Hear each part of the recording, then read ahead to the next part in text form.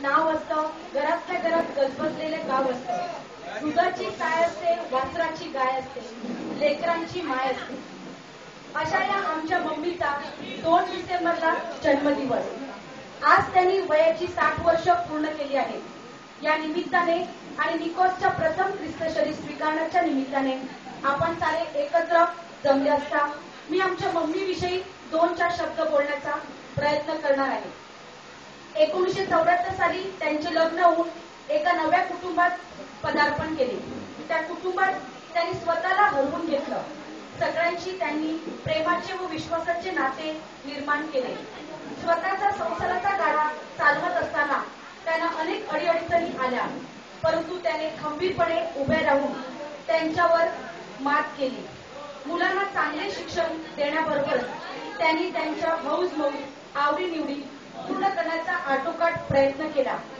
आपल्या संसारामध्ये पतीला मदत करण्यासाठी त्याने वेळेचे पान न ठेवता अनेक छोटे मोठे जोडधंदे केले.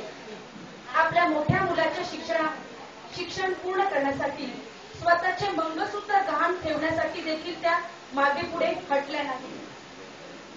जस्टिन दादांच्या मते त्यांच्या मम्मीने ज्याप्रमाणे रात्री अपरात्री शेजाऱ्या व लोकांना मदत केली, तसाच अनुभव दूर असताना देखील दादाला अनुभवायला मिळाले.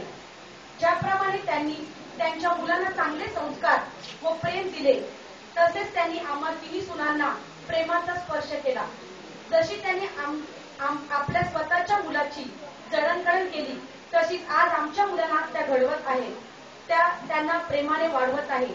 आमच्या या कुटुंबाचा वटवृक्ष वाढविणाऱ्या आमच्या मम्मीना डॅडीनी तितकीच साथ दिली.